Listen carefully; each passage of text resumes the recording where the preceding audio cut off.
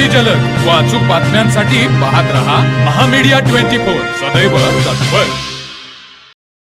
आषाढी एकादशीच्या पावन दिनानिमित्ताने मौजे वडगाव शाळेच्या वतीने बालवारकरी दिंडीचे उत्साहपूर्ण आयोजन करण्यात आले। दिंडी सोहळ्यात छोट्या विठ्ठल रुक्मिणीचे मनोहारी दर्शन हा विशेष आकर्षणाचा केंद्रबिंदू ठरला। वारकरी वेशभूषा परिधान करून हातात टाळ, चिपळ्या, भगवे झेंडे व तुळशीची रोपे घेऊन विठ्ठल रुक्मिणीच्या नामाचा गजर करत गावातून दिंडी काढली। दिंडीत विद्यार्थ्यांनी संत ज्ञानेश्वर, संत तुकाराम यांच्या अभंगांचे गायन केले। गावातील विठ्ठल मंदिरात सर्व विद्यार्थ्यांना ग्रामस्थांनी खिचडी व दूध वाटप केले।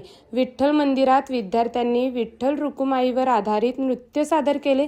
तसेच फुगड्यांचा फेर धरला। ज्ञानोबा तुकाराम, विठ्ठल विठ्ठल जय हरी विठ्ठल अशा जयघोषांनी परिसर भक्तिमय झाला।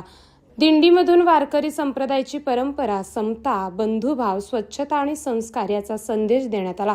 ग्रामस्थांनी दिंडीचे ठिकठिकाणी स्वागत करून विद्यार्थ्यांवर पुष्पवृष्टी केली।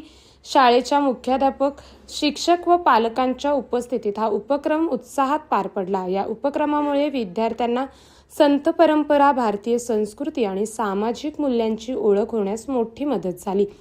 आषाढी एकादशीच्या निमित्ताने आयोजित करण्यात आलेल्या या संस्कारमय उपक्रमाचे ग्रामस्थांनी व पालकांनी मनापासून कौतुक केले।